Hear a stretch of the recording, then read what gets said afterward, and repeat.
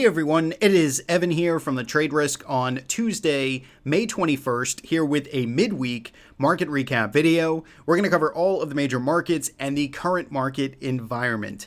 So we're going to jump into our market technicals dashboard here. You can see we are getting a lift up today. We are green across the board in all of the major indices by about 1%. And over the past 5 days, those numbers now back into positive territory. And we have started to reclaim some of these shorter term simple moving averages across the major indices. If we scroll down a bit here and take a look at sector performance, you can see mostly green now over the past week of trading. Biotech, healthcare, energy, they lead the top three now to the upside. On the downside, we have semiconductors, which are really kind of standing alone here. Had a tough start to the week yesterday, really giving up some continued gains after starting to pull back and break down a few weeks ago. So semis really underperforming there, followed by materials and the Dow transports. When we look at some of the major markets, we have crude oil holding at the top of the list here, 2% to the upside, followed by the S&P 500 and the dollar. Pretty interesting split right there for the top three. And on the downside, we're still seeing some deflation here in the VIX. Unwind continues to happen along with commodities, gold and silver, or I should say metals, gold and silver. So let's jump into the charts here.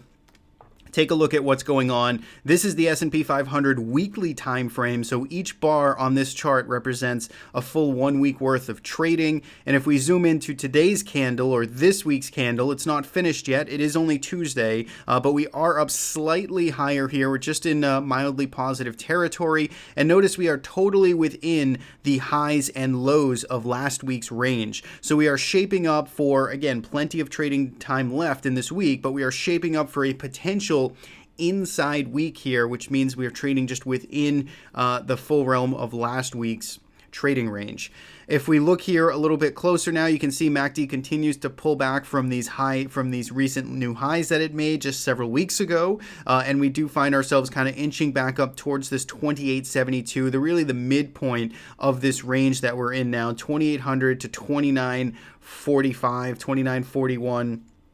This is the range that we really find ourselves in this pullback, which has lasted about 5% at this point. And we're still waiting to see, can the buyers step in and hold us around this 2,800 level? That's in their best interest. That would be a best case scenario for the market right now, is to hold this 2,800 level, prevent us from kind of washing out and falling back into this larger range here, this potential air pocket. And if we can find support and continue to hold above 2,800, while the volatility compresses, let's take a look at the VIX right now. Take a look here at how it's trading. It's down to the lowest level, lowest closing level it's seen now, back down to 15, almost 15 even here in the VIX.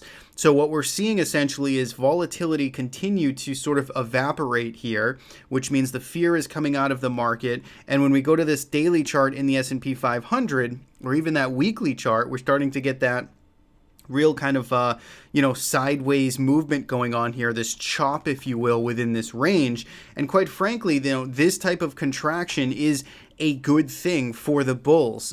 They want to see basically price start to move sideways, start to firm up, lose some of that ranges, the high, 1% plus intraday ranges that we've seen over the past couple of weeks. Look for the VIX to come down, and all of those things seem to be happening right now. We are not out of the woods yet. We are still below last week's lows, and we still have some very choppy price action here in the short term. So this is the daily chart that we're looking at now. And if we go back to the S&P 500, you can see this 2872, we're still below it. We're still below the kind of the cluster of highs from last week. And we're still in this messy, very much a choppy environment with a MACD that is in firmly negative territory on the daily time frame. So there's still plenty of work to do. The cross currents are still here. It's easy to get chopped up, but I think broad strokes, with the VIX continuing to unwind, with us holding above 2,800 here, there are some constructive development for the bull case, so long as we can continue to hold on to these levels, to hold on to last week's lows, and to continue to see those ranges compress. All bets are off if we start to suddenly thrust lower lower, if we see an expansion in range again, high volume, a breakdown below these recent lows, a break below 2800, a VIX back above 18 or 20, those would all be signs that it is not maybe safe yet to jump back into the pool, and we do want to, continue in that cautionary sort of tone. As of right now, though, we are kind of trending in that other direction where things are slowly showing signs of improvement, and we basically want to see now, can we close out the week and continue to hold on to these recently, sort of developed constructive signs here. S&P 500 otherwise, 2872, 2800 on the downside. Then we have the all-time highs up here are around 2550. 2941 were the prior highs, so we'll keep that level as is. And we'll look to see how this finishes off the week. If we can close above 2872 and above last week's highs, that'd be a pretty good development there for the bulls. If we start to fall back down to the bottom end of this range, then again, that'll have to keep us on our toes a bit. The IWM is what we were most interested in coming into this week. That's what we talked about in our Friday video, talked about in our weekend newsletter, and we were looking at this is sort of a potential kind of flag here in the IWM going into the weekend. So we basically had this type of scenario heading into the weekend. We had a break below this horizontal support of 155 and change, call it 155, 156 area. We broke down, we had this little kind of bear flag step up here, and then we closed the week with this type of action here on the lows, increased volume. It didn't look good coming into Monday, and it wasn't good coming into Monday. We did get that follow through to the downside here. So we did get that follow through move, closed towards the lows, but Tuesday came around and we popped right back up, reversed all of the damage here from Monday, and sort of broke back above this area. So I would say going forward now, the IWM is kind of in this next range that it's carving out here in this 150, 150 area where it made lows yesterday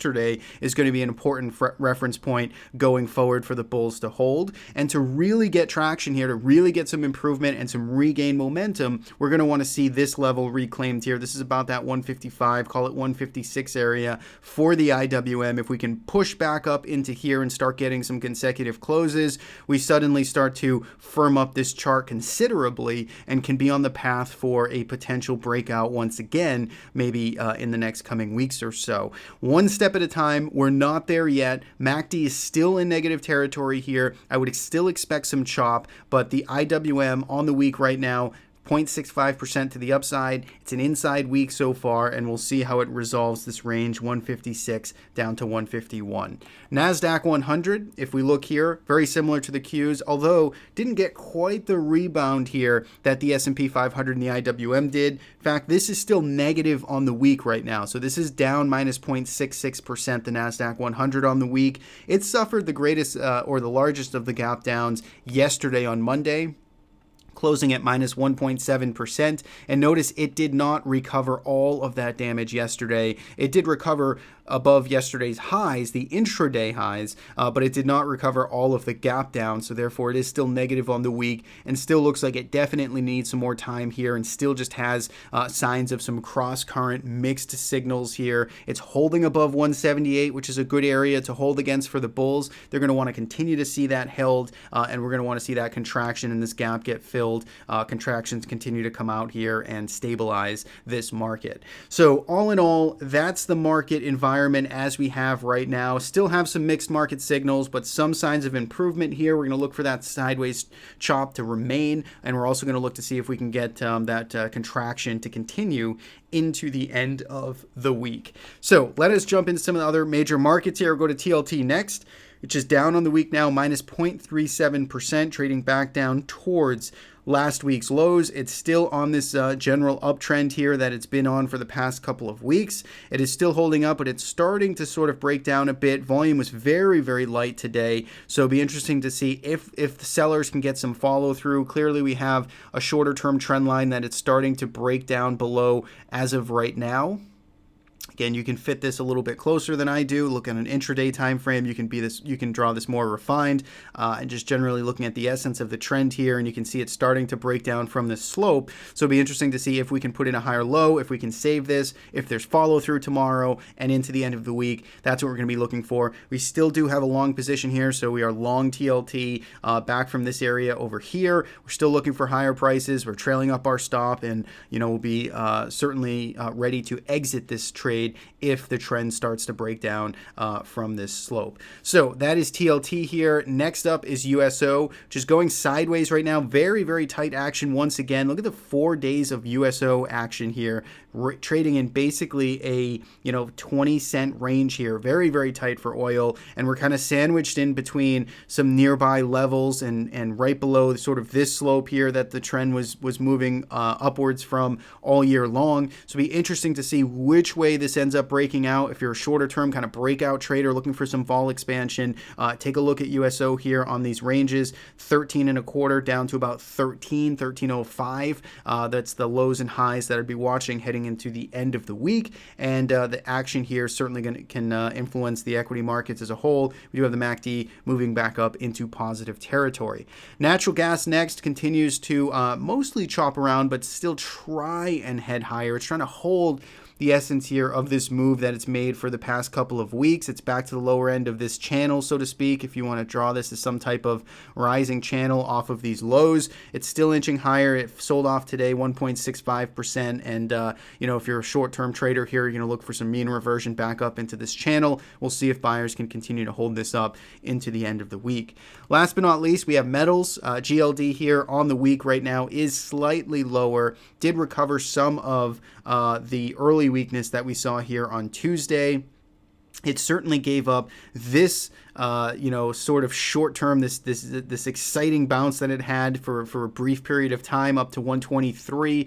Very quickly kind of gave it back down, came back to these lows. So far looking like it's trying to hold. There is some positive momentum divergence brewing here in GLD, so there are some constructive signs of stabilizing, but we're going to still need price action to confirm it and prove it. And the better we can, or the faster we can get back above 121, the better the bull case is for GLD. And really silver, we're going to want to see this start to perform to the upside as well.